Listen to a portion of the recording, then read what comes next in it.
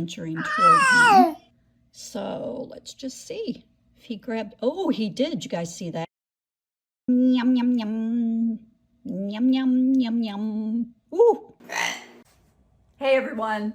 Welcome back to my Frogcast, starring me and Sphinx, my Pac-Man frog, and with special guest today, Deirdre. Hi, guys. And I want to pay special tribute to a good friend who passed away 2 years ago. She is actually a fairy godmother, and she brought Sphinx into my life. And this is Deirdre's mother-in-law.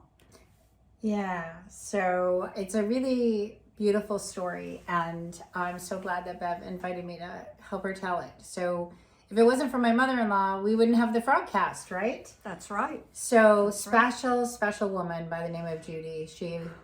In fact, I'm going to put a picture up of her incredible beauty when she was a young woman. So let's just take a second to gaze at her beauty. This was one of the nicest women I ever met. And she lived in my home during the last part of her life.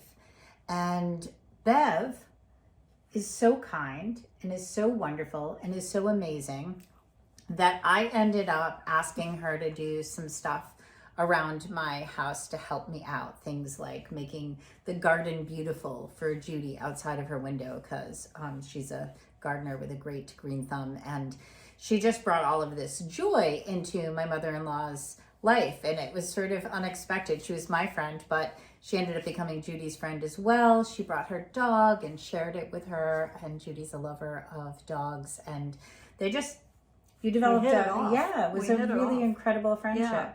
So then, funny story, even though my mother-in-law is really nice, she also knows exactly what she wants. So when things got harder for her and we started having like people come in to help, she kept kicking them out because she didn't like them.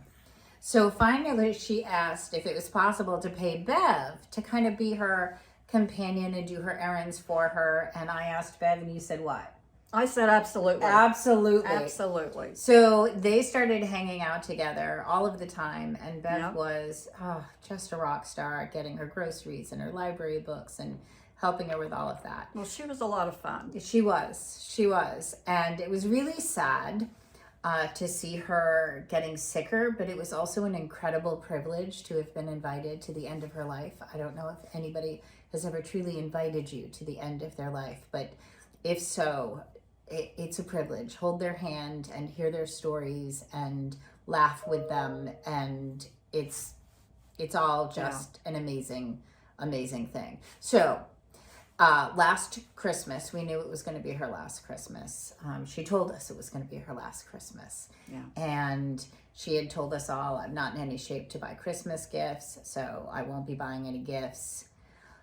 But then in the same breath, because she is Judy, she said, I have to buy something fabulous for Bev.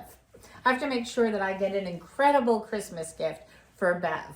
And I was like, okay. And we knew that Bev loved frogs, so we talked about the possibility of getting her a frog. And my mother-in-law said, I want to have something that can live and be a part of Bev's life when I can't. After I'm gone. Yeah, after I'm gone. Yeah. And so we started looking on the internet and looking up different kinds of frogs and looking up the equipment. And I did go and pick it up, but she helped me choose what we were going to do. And she picked it all out, and it was amazing. It was amazing. It was amazing. And I cried, of course, when she gave it to me. Yes, that was one of my favorite moments. She made me set it up on her side because she said she needed to see Bev's expression. Oh my gosh. Yeah.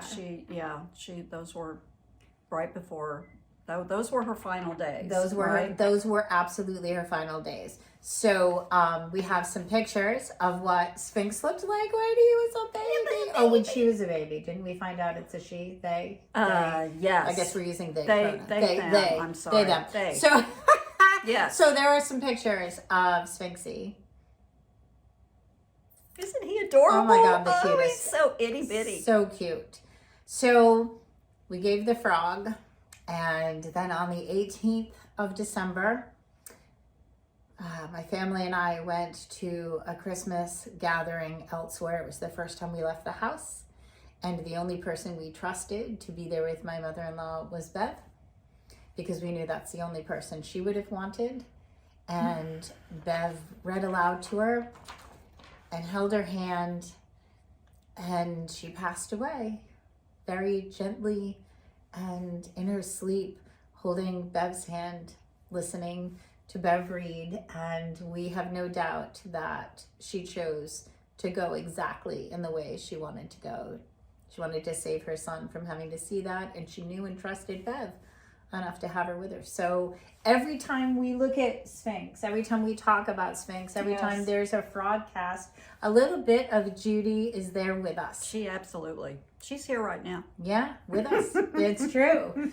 Yeah. She is. So anyway, we just thought you might want to know where Sphinx came from. And next time we'll be talking about the reflections of the year.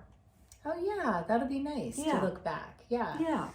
Well, thank you, Deirdre. Oh, thank you for having so much. me. And seriously, this means so much to me. On that note, I think that not only does Sphinx want to wish you a Merry Christmas, but he wants to say, have a frog-tastic day.